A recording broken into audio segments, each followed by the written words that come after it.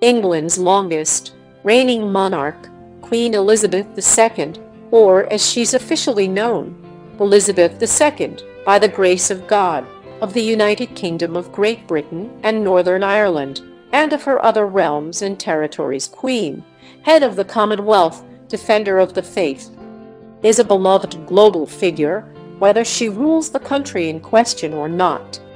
But there's far more fascinating tidbits about her life, and simply, she's the Queen.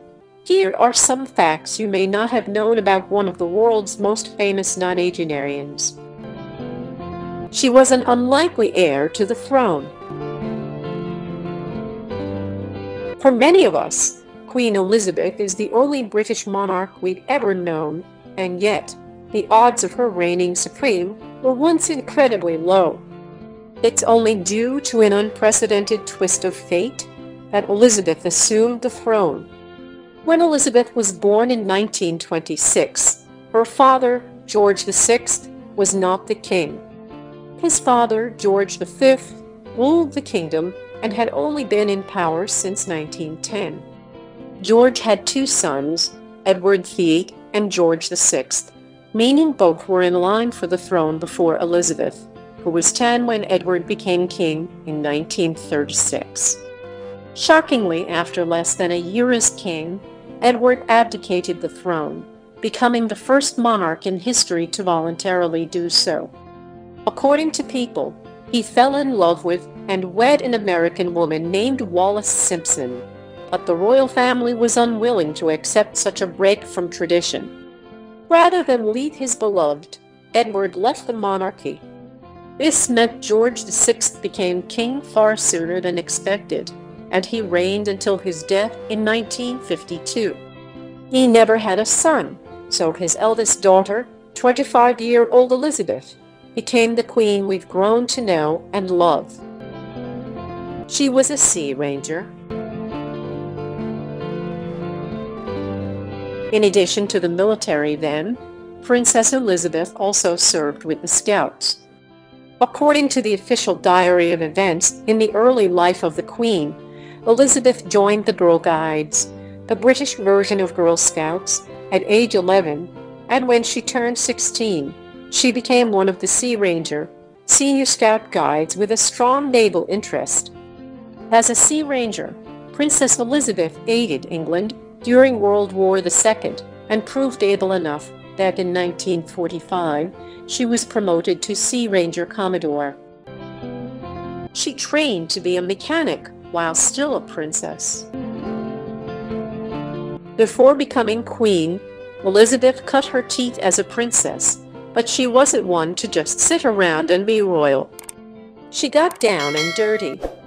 As a 16-year-old in 1942, she decided to join the military.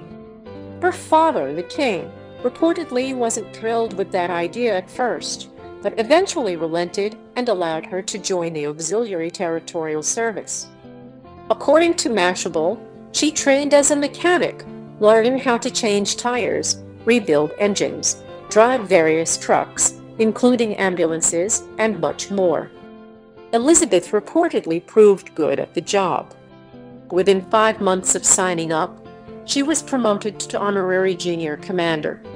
Though she certainly mixed it up with the commoners, Junior Commander Elizabeth still enjoyed a perk or two. While other service members bunked on base, she returned to Windsor Castle each night. Her husband is her cousin. As weird as it might seem on its face, the Queen and her longtime husband, Prince Philip, are related. Fear not. They aren't first cousins, but they are closely connected. Expedia reportedly mapped out the royal family tree in 2017, and according to the Business Insider, it shows that Prince Philip and Queen Elizabeth are third cousins, connected directly to Queen Victoria, who assumed the throne in 1837. Elizabeth is related to Victoria as her paternal great-great-granddaughter.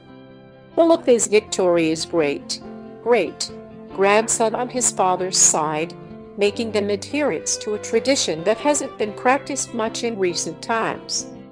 In the past, royals were expected to marry royals, and sometimes that meant keeping it in the family.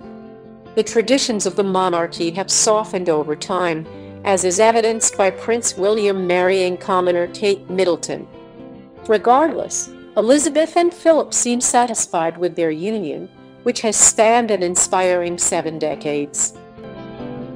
She's only been to America 5 times.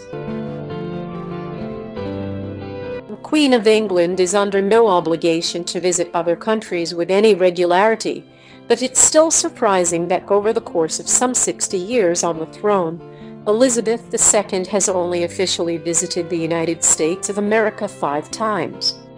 According to the Huffington Post, Queen Elizabeth's father, King George VI, was the first British monarch to set foot in the States in 1939. After she took the throne, Elizabeth made her first official U.S. visit in 1957 to meet with President Dwight Eisenhower. She steered clear in the 60s, but met President Gerald Ford on U.S. soil in 1976. She reappeared in 1991 at a Baltimore Orioles baseball game, taking in America's pastime with President George H.W. Bush and meeting legendary player Cal Ripken Jr. The Queen dropped by the Kentucky Derby in 2007, and in 2010, she returned to the States to lay a wreath at Ground Zero in New York City. She may have invented a new breed of dog. The Queen loves her animals, most famously, her Welsh Corgis. According to the Christian Science Monitor, she has owned as many as 30 corgis during her reign, and the adorable little pups are as much a symbol of her monarchy as her crown. But amazingly, it's possible that the Queen invented her own dog breed too. The royal website reportedly claims Queen Elizabeth engineered the Dorgie, a mixture of a corgi and dachshund that's just extra levels of adorable.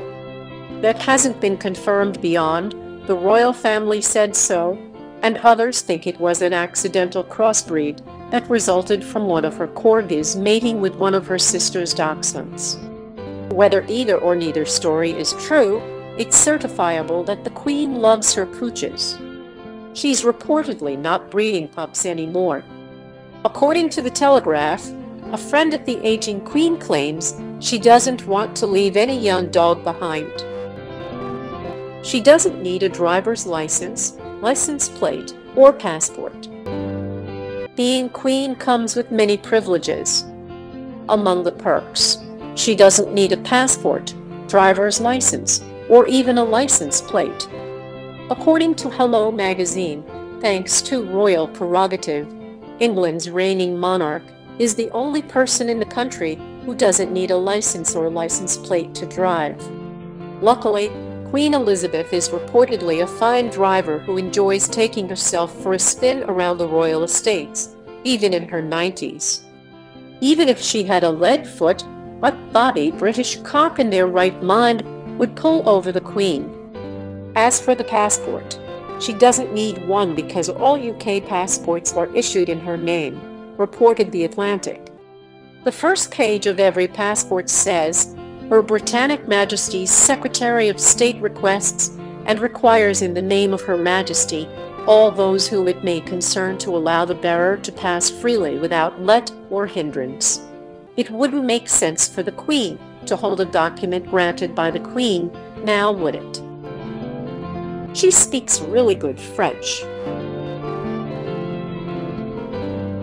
According to The Local, the royal family's official website claims the Queen can speak fluent French. Clearly, Elizabeth is comfortable with the tongue. Video from her 1964 speech in Quebec, Canada shows her speaking French for more than 10 minutes with expert pronunciation, though she was reading from a paper. Footage from 2012 shows her chatting with French President François Hollande and seemingly making expert-level small talk. French language expert Camille Chevalier, Carfaz told The Local, the Queen seems to be understanding basic conversation and can read a speech perfectly, but I don't know how she would manage a whole conversation or watching a movie in French. She owns all the animals in the UK waters. According to a sovereign law established in 1324, the king shall have rec of the sea throughout the realm, whales and sturgeons taken in the sea or elsewhere in the realm. Translated into modern speak by the book The Wicked Wit of Queen Elizabeth II, this means the king or queen, in this case, claims legal ownership over all the whales, dolphins, sturgeons, and other fishes royal that swim within 5 kilometers of British land. The same rule applies for any fish caught within that perimeter. You caught it, but the Queen claims it. Obviously, most people fish without royal interference. However, tradition dictates that whoever buys a fish royal asks for his purchase to be accepted by the Queen. It's an honor thing, and the Queen virtually never says no. Not even if she's hungry and craving seafood. She's watched and enjoyed The Crown. Plenty of people love The Crown, the Netflix drama about the early years of Queen Elizabeth's reign. One of the show's most famous fans is reportedly the Queen herself, who apparently has no issue with the show's warts and all approach to her life. According to The Express, the Queen was allegedly turned onto the show by her son, Earl Edward, and daughter-in-law, Countess Sophie. A source within the palace said, Edward and Sophie have a Netflix account and urged the Queen to watch it with them. Happily, she really liked it, although obviously there were some depictions of events that she found too heavily dramatized. Her fandom might be tested come season 2, because series creator Peter Morgan has suggested the next season may cover Prince Philip's alleged affairs throughout the late 50s and early 60s. Morgan remarked at a panel discussion at the Royal Television Society, "Doesn't everyone in Britain know he had an affair? No matter what the Queen does or doesn't know, there's a chance she might not want to hear about it from Netflix." England has a detailed plan for her death. Sad as it is to think about, England is prepared for the inevitable. According to The Guardian, the country has an extensive plan dictating how to deal with the Queen's passing. Dubbed London Bridge, the operation will reportedly begin with the Prime Minister being told London Bridge is down. From there, other nations in her empire will receive word over secure lines, and government officials from various countries will don black armbands. As for the public, a mourner will pin a black notice to the door of Buckingham Palace, and the royal family's website will display but a single page, the same notice on a black background. Radios across England will begin playing somber, inoffensive music. As BBC radio producer Chris Price told the Huffington Post, "If you ever hear Haunted Dance Hall by Satyrs of Paradise on daytime Radio 1, turn the TV on. Something terrible has just happened." As for Charles, he will become King Charles III, the day after Elizabeth's death. According to The Guardian, his coronation and first official duties have already been mapped out, almost to the minute, to ensure the transition of power goes as smoothly as possible. Don't stop.